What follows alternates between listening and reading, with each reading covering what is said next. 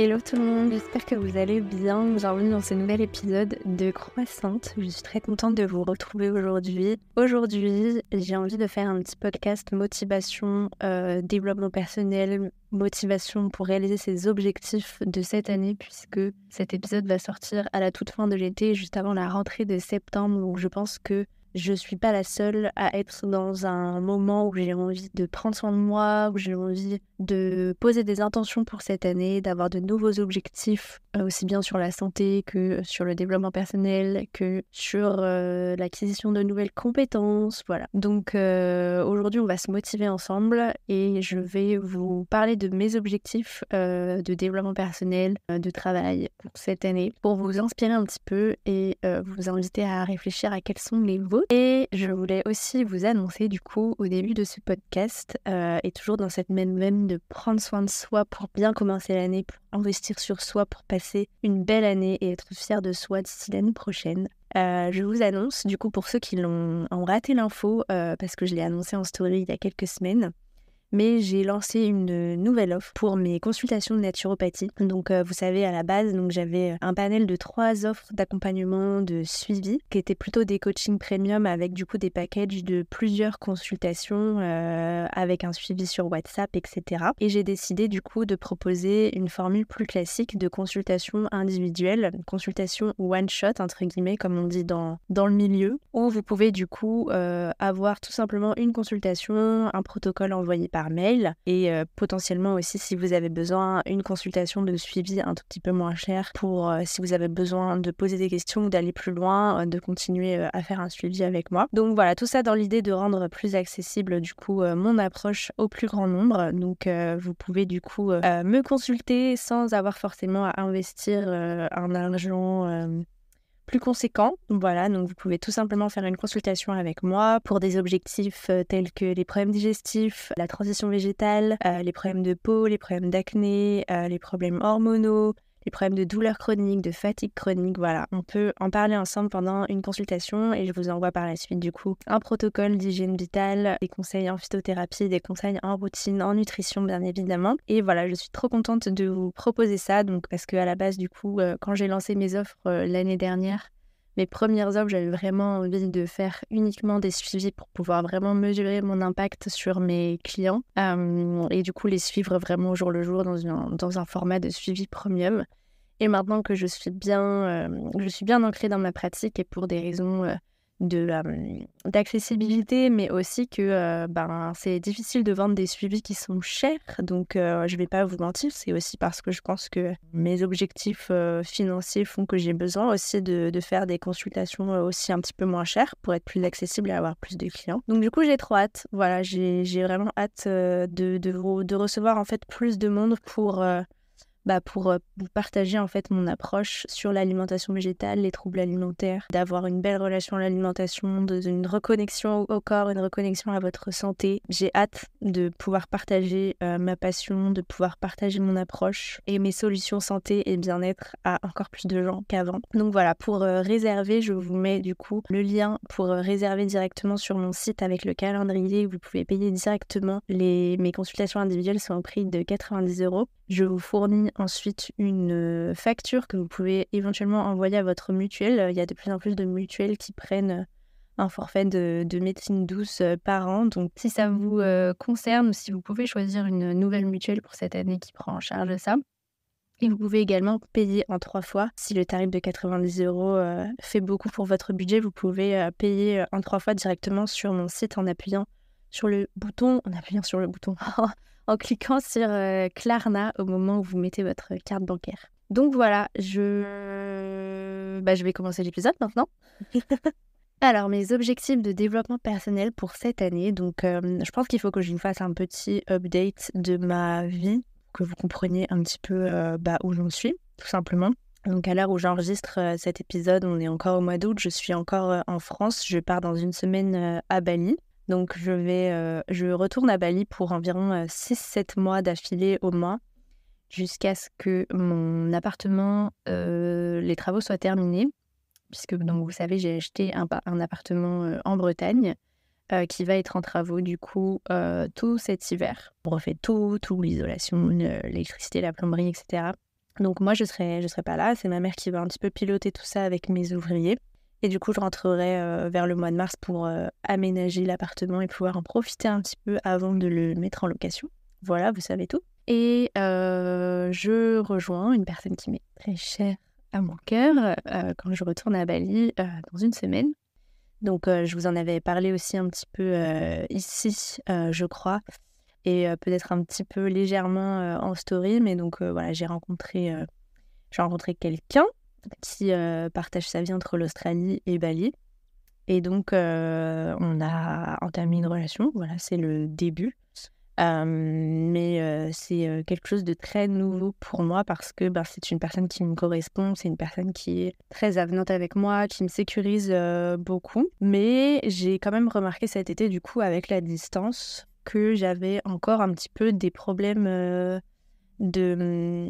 d'attachement, des problèmes de dépendance affective un petit peu, voilà, des problèmes d'anxiété, de peur de l'abandon, de peur du rejet, etc. Donc ça va être un de mes premiers objectifs de développement personnel cette année parce que j'ai vraiment envie d'optimiser, j'ai envie d'investir dans la stabilité en fait de ma relation, d'investir dans cette relation pour ne pas avoir des comportements émotionnels qui feraient que je pourrais potentiellement saboter en fait la relation, me saboter moi, gâcher quelque chose. Voilà, j'ai vraiment envie d'investir là-dedans parce que voilà, j'entre dans ma 30e année et j'ai vraiment envie enfin d'avoir une relation saine, d'avoir une relation stable parce que ça ne m'est finalement jamais vraiment arrivé d'avoir une vraie relation amoureuse qui est vraiment réciproque, où il y a vraiment des sentiments forts qui sont réciproques et une envie de construire réciproque. Ça ne m'est encore jamais arrivé et j'ai vraiment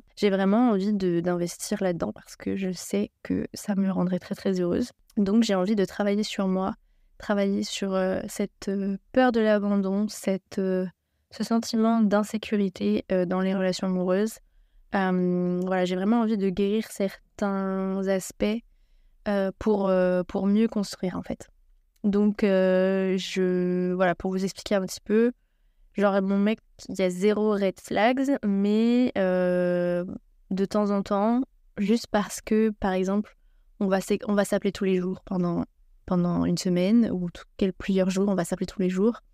Et il va y avoir un jour où je vais pas forcément avoir de nouvelles, pas qu'il me réponde pas, mais où voilà, c'est pas un changement de comportement, c'est juste qu'il y a des jours où on s'appelle, des jours où on s'appelle pas, tout est normal. Mais je vais toujours avoir cette petite voix dans ma tête de ça y est, il s'est lassé. Parce que du coup, j'ai beaucoup été confrontée dans ma vie amoureuse à vraiment des changements soudains où un jour le mec est trop amoureux et 2 jours plus tard, il retourne avec son ex et j'ai plus de nouvelles et genre c'est fini et il m'annonce que en fait, il était pas du tout amoureux et que c'est fini. Alors que 3 jours avant, c'était la passion. Donc voilà, j'ai toujours cette crainte en fait, j'ai toujours un petit peu cette paranoïa, cette anxiété, quand bien même il n'y a pas de red flags, il n'y a pas vraiment d'indices qui pourraient me faire croire qu'il y a un changement de sentiment de son côté. Et pourtant, ça arrive quand même à me rendre anxieuse. Et du coup, j'ai envie de travailler sur ça. Déjà pour moi, pour me sentir bien, pour me sentir en sécurité, pour pas avoir d'anxiété, pour pas que ça me fatigue, parce que l'anxiété, c'est des troubles hormonaux, c'est des troubles du sommeil, c'est un manque de concentration, c'est juste se gâcher la vie, quoi. C'est pour ça que si vous avez des problèmes d'anxiété, je vous conseille vraiment de consulter une naturopathe pour aller travailler déjà l'alimentation, les routines bien-être, etc., apprendre à vous connaître. Il y a beaucoup de plantes qui peuvent vraiment aider pour l'anxiété, donc je peux vous conseiller tout ça.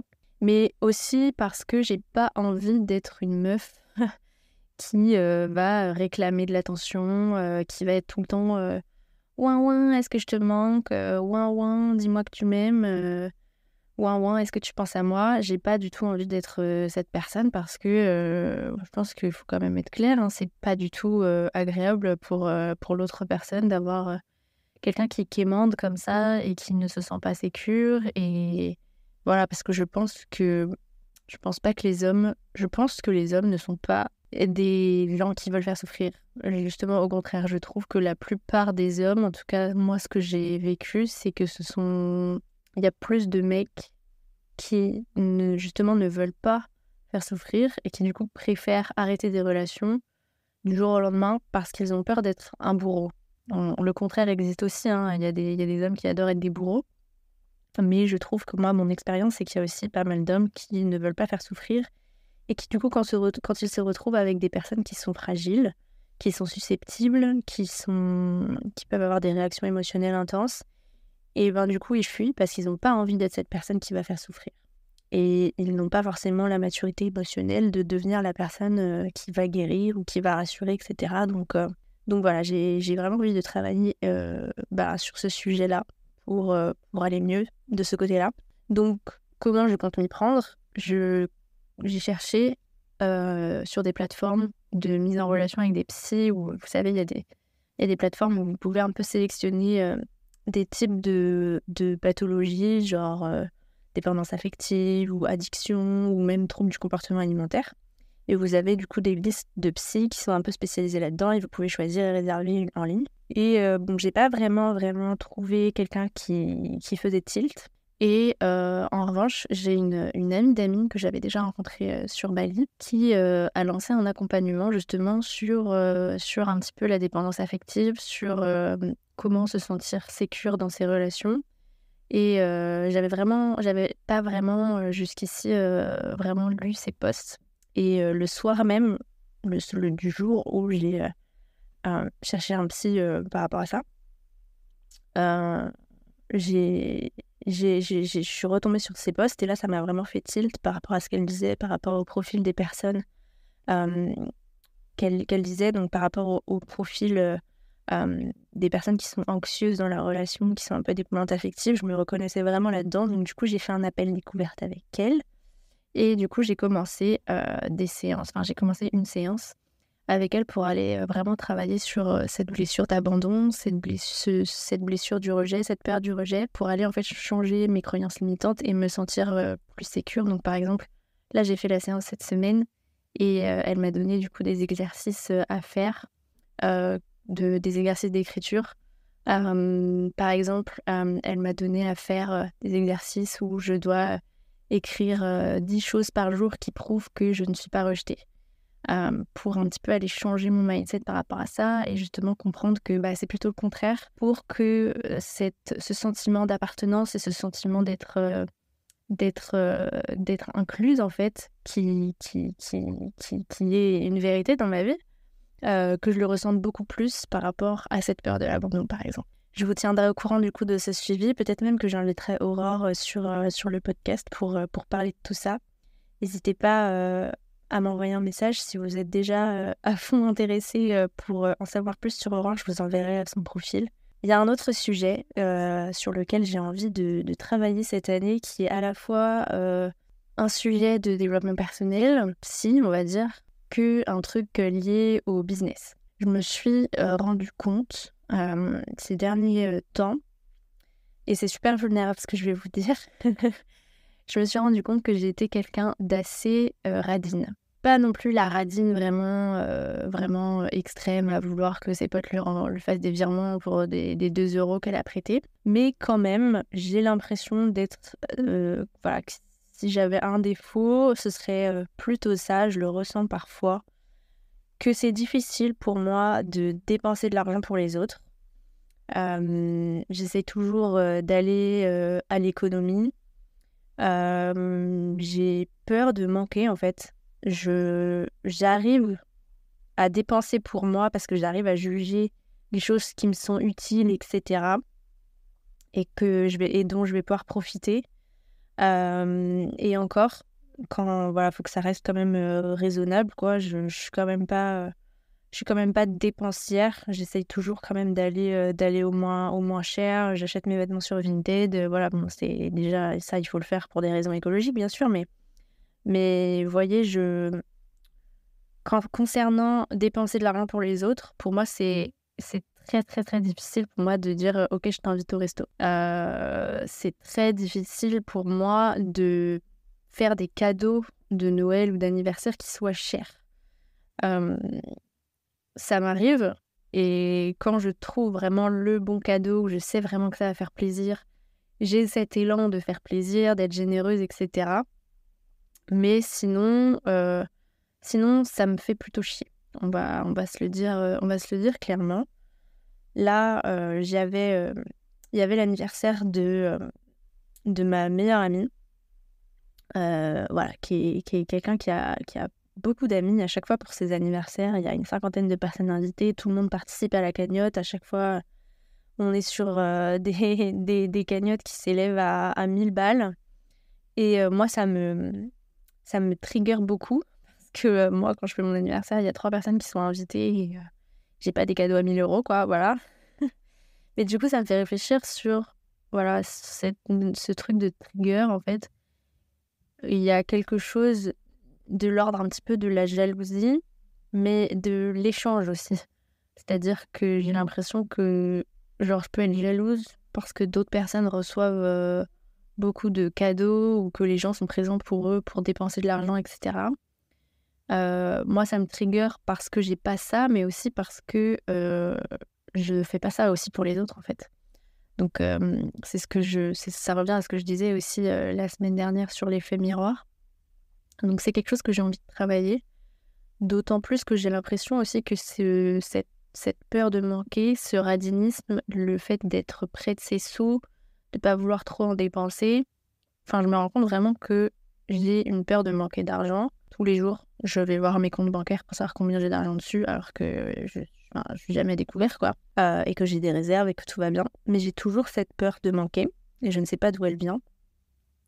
Mais j'ai envie de travailler sur ça, parce que du coup, j'ai l'impression que ça peut aussi me bloquer, en fait, dans mon rapport à l'argent et faire en sorte que je ne sois pas vraiment dans un mindset d'abondance et que du coup, je peine quand même à avoir une stratégie long terme. Je suis toujours, en fait, là, ça fait 1 an que j'ai lancé mes offres et c'est mon objectif pour cette année de passer du mode de survie, c'est-à-dire du mode où, là, on est le 1er septembre, j'ai l'impression de repartir à zéro chaque mois, chaque premier du mois, et de devoir aller chercher les clients et les euros un par un et de pas savoir combien de chiffre d'affaires je vais faire à la fin du mois.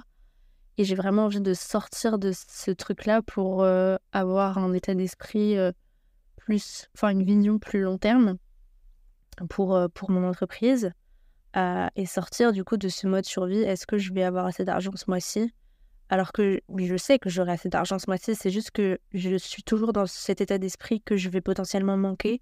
Donc du coup, j'ai pas le bon état d'esprit pour avoir une stratégie long terme et avoir confiance en moi et confiance en mon business.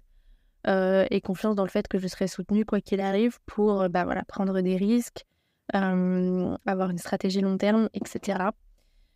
Donc ça, c'est quelque chose que j'ai envie de travailler aussi. Et à l'heure où je vous parle, j'ai pas encore acheté le programme, mais je compte acheter un programme d'une fille que vous connaissez peut-être. Je l'ai invitée 1 ou 2 fois dans mon podcast, au moins 1 fois, peut-être 2.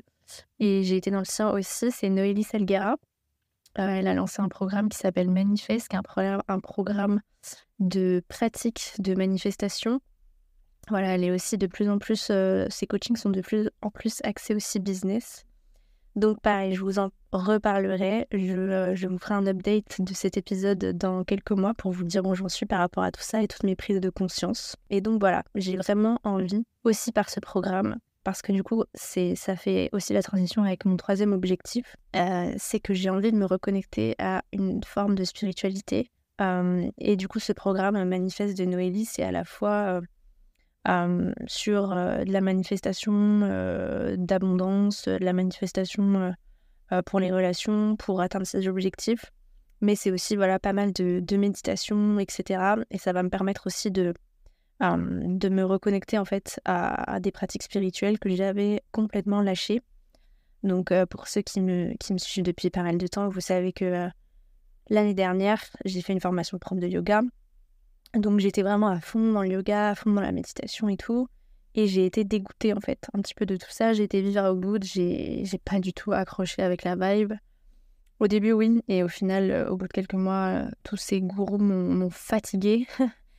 Et j'avais vraiment des objectifs l'année dernière, vraiment purement yang et matériel, voilà, de très, très terre, très earth, très taureau, de juste fonder les bases de mon business et faire du CA et voilà quoi. Et c'était vraiment ça mes objectifs et j'avais vraiment été un petit peu dégoûtée de tout, de toute la vibe yoga, etc. Et du coup, j'avais tout arrêté. Tout arrêté. Voilà, cette année, là, depuis cet hiver, j'ai dû me tirer les cartes 3 fois à tout casser, alors que c'était un de mes outils préférés avant. Et je sens que ça me manque. Je sens que j'ai besoin de me construire une routine, d'avoir une routine matinale quand je me réveille, de poser des intentions, d'écrire, de faire un peu de yoga, de méditer, surtout de méditer, pour avoir une vision long terme en fait de ce que je veux dans ma vie.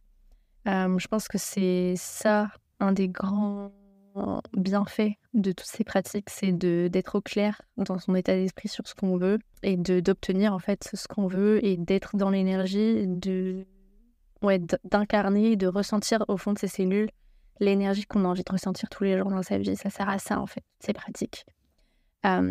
Et ça permet aussi du coup de faire de l'introspection, de guérir de ces traumas, etc. Donc j'ai vraiment envie de me remettre à fond là-dedans. Et d'ailleurs c'est rigolo parce que en Bretagne, j'ai croisé une amie de ma mère qui est médium. Et elle m'a dit ça en fait justement. Elle m'a dit toi t'as besoin de te reconnecter à là-haut parce que t'étais très en bas là. T'étais très, très terre à terre et là t'as besoin d'aller vers le haut, on t'appelle. T'as besoin de refaire des pratiques. Et du coup, c'est marrant parce que quand elle m'a dit ça, je lui ai dit oui, justement, c'est ce que je me suis dit hier. Donc voilà, j'ai eu la confirmation de la sorcière du coin. donc voilà, j'ai vraiment, pour résumer un petit peu tout ça, j'ai vraiment besoin en fait finalement de travailler ma confiance en moi, aussi bien dans les relations que dans le business. Cette peur de manquer, cette peur d'être rejetée, cette peur de ne pas réussir. J'ai vraiment envie d'aller remettre un gros coup de pied dans la fourmilière de tout ce sujet. Et voilà, dernier objectif, c'est de continuer à prendre soin de moi à travers l'alimentation, continuer de tester les outils de l'alimentation végétale, de tester ma santé, de tester, de toujours continuer à être tolérante aussi envers moi-même par rapport au véganisme. Donc, je suis végétalienne à peu près à 90%, peut-être un tout petit peu moins quand je suis en Bretagne avec mes parents. Ça, je vous en parlerai aussi dans un prochain épisode sur comment avoir une alimentation végétale saine et tolérante et bienveillante. Je vous en dirai un petit peu plus là-dessus à ce moment-là. Mais en tout cas, ça fait partie aussi de mes objectifs de continuer à prendre soin de moi. Et ça, c'est quelque chose que je vous partage évidemment au quotidien sur Instagram. Si vous ne me suivez pas, je ne sais pas ce que vous attendez. Pour ceux qui n'ont pas Instagram, peut-être que vous avez TikTok. Je suis de plus en plus active sur TikTok. Mes pseudos partout, c'est Louise Brenner. Donc, vous pouvez facilement me trouver. Je republie aussi sur YouTube des formats short. Donc, je recycle aussi mes réels Instagram et TikTok sur YouTube. Je suis aussi sur Facebook. Bref, à peu près tout mon contenu se recycle sur Instagram, sur YouTube, sur TikTok, et sur Facebook. Donc n'hésitez pas à me suivre sur l'un ou l'autre de ces canaux pour